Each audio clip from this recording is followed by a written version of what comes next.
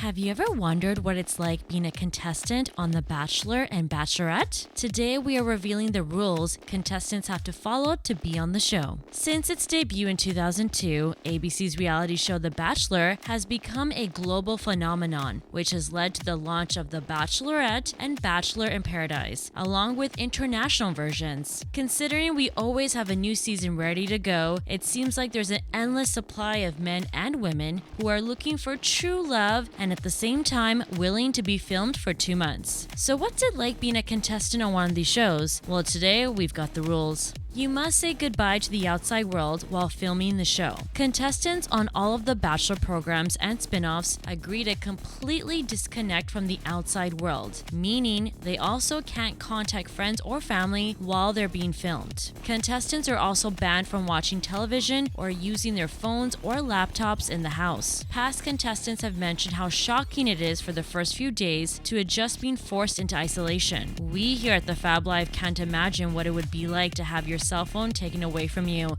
We would go absolutely crazy. So what do the contestants do to pass their time when they're not on a date? The contestants are apparently allowed to read some books, including the Bible, but not magazines. Contestants can also pass the time by exercising and playing games. Sounds like a lot of fun. Declining a date is not an option, no matter how crazy the date is. A big part of the shows are the insane and crazy dates that the producer arranged for The Bachelor and Bachelorette along with the contestants. We've seen them do everything from hot air balloon rides to zip lining to even horseback riding. While some of the dates seem fun, sometimes they're kind of icky. Remember that time when Claire Crawley was the Bachelorette and producers arranged for a group date where the fellas had to play strip football? The losing team had to walk away completely naked. Imagine being on a group date naked with your fellow contestants. Doesn't sound appealing or appropriate. As per the contracts, contestants must be willing to agree to participate in all kinds of extreme physical activities, including skydiving, snow skiing, ice skating, parasailing, water skiing, rollerblading, and so forth. So basically, if you are a contestant on the show, you better be willing to suck it up and participate, no matter how embarrassing or terrifying the activity is to you.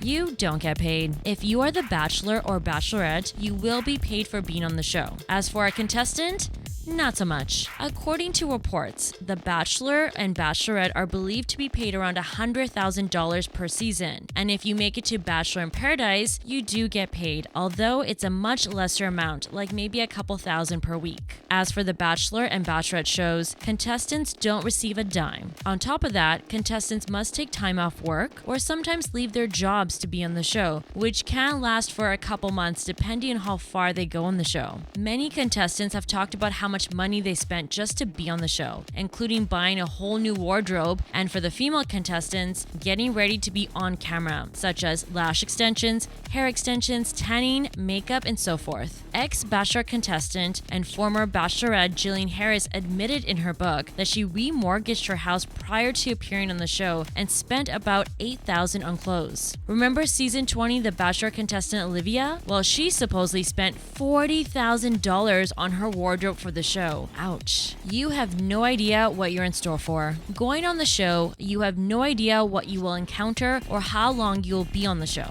So that makes it really tough to prepare and to pack. Most contestants try to bring everything and anything they may need, including clothes for all sorts of occasions and climates. And since they have no idea how long they'll be away, they tend to overpack essentials like makeup and deodorant. Just in case, because if you run out of an item, you won't be allowed to run out to the local store to replace it. You can't tell anyone you're going on the show. Once you know you're going to be on the show, you have to keep it a secret. This can be pretty tricky, considering you might be away for a few days to a couple months, and you won't have a connection to the outside world while filming. Every contestant signs an NDA, which is a non-disclosure agreement. For example, some of the contestants have reached out to local boutiques for free clothes, which makes total sense given how much free publicity the store would get in exchange for the clothes. But the problem is, you can't tell anyone why you need the clothes. Same goes for their jobs. Contestants often end up taking an unpaid leave or quitting their jobs in order to be on the show. Since you can't exactly tell your employer why you need the time off, and since you also have no idea how long you will be away, it makes it very difficult to keep your job, unless you have some sort of job flexibility or some sort of senior role. No wonder so many contestants end up becoming Instagram influencers. Hey, they gotta find some way to pay their bills, since most of them don't have a job to return to. Keep your mouth shut or it's gonna cost you.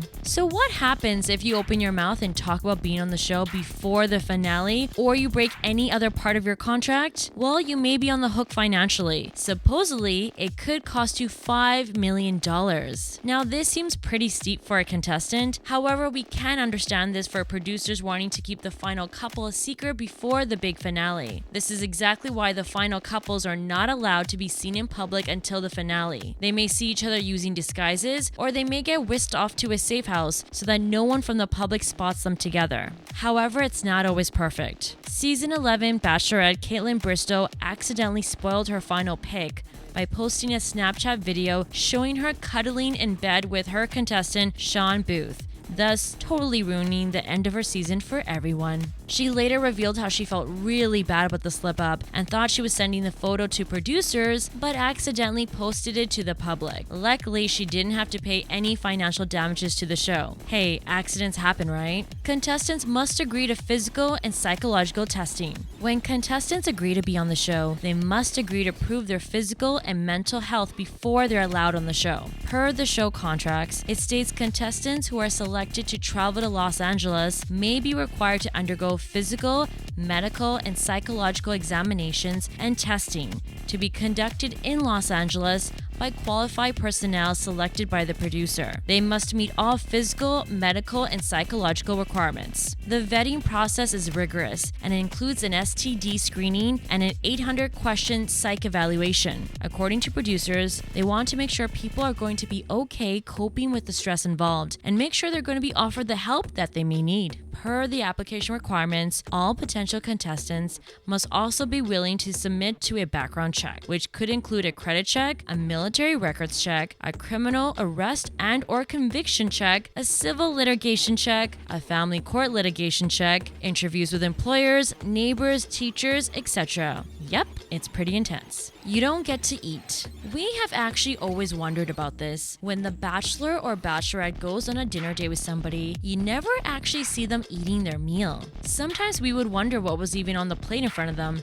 because the attention was always on the conversation between the two versus them actually talking about their dinner. I mean, you never actually get to see them looking over a menu and chatting about what they want to order. Turns out, the contestants are actually instructed to not enjoy their meals. Season 17 Bachelor Sean Lowe said in an interview that they're not supposed to eat while being filmed on their dinner date because no one wants to watch them eat and their microphones would pick up the chewing. So instead, producers send food to their hotel rooms beforehand so they can arrive at their dinner date already full. As for the contestants in the house, when they're not on a date, the contestants are expected to cook for themselves. There is no food delivery or chef on site. The contestants have to fend for themselves and often end up cooking together. We here at the Fab Life would actually love to see the Bachelor or the Bachelorette behave as if they were actually in a restaurant. We would love to see them discussing the menu with their date and maybe even negotiating what they could split together. You can tell a lot about a person from how they order, including how picky they are and how willing they are to share their food. Also, wouldn't it be interesting to see what they order for dessert? You are being recorded all the time. Apparently, while on the show, you can't ever expect a moment of privacy. In their contracts, contestants agree to waive their privacy and be filmed and recorded the entire time they're filming the show. As soon as you wake up in the morning, you're mic'd up, and the mic is only removed when you go to bed. There are also hidden cameras and microphones all over the house, although we do hear producers give them privacy in the bathroom. Thank goodness. The only time you're not really being filmed is if you end up in the fantasy suite date with the Bachelor or Bachelorette. This is where there's no cameras or microphones, just total privacy. If you win, you have to stay together until the Bachelor or Bachelorette finale. So what happens if the couple breaks up before the finale airs? In the contestants' contracts, it states that they cannot do anything that will damage a show's storyline, at least until the finale and the reunion show has aired. That includes breaking up or cheating. So basically, if you break up, you can't try to move on and date anyone else until the reunion show. This also goes for the contestants. If they get eliminated from the show, they cannot date, at least not in public, until the reunion. So imagine being a contestant, getting sent home, and then being forced to stay single until the finale airs. That's tough. You will never see a politician on the show. The contracts that contestants sign actually state that applicants may not presently be a candidate for any type of political office and may not become a candidate from the time the application is submitted until 1 year after the first broadcast of the last episode of the program in which they appear. How cool would that be? Unfortunately, we actually won't ever know if any aspiring politicians have tried to apply to be on the show, but we do know of at least one contestant who tried to run after the show aired. Season 20 Bachelor lead Ben Higgins filed paperwork in July 2016 to run for a seat in the Colorado House of Representatives as a Republican. Just 1 day after the announcement, he had to backtrack, saying in a statement, "I regret that I must withdraw my candidacy. Despite my best efforts to pursue this opportunity in good faith, I recently received information that has made such a pursuit unworkable."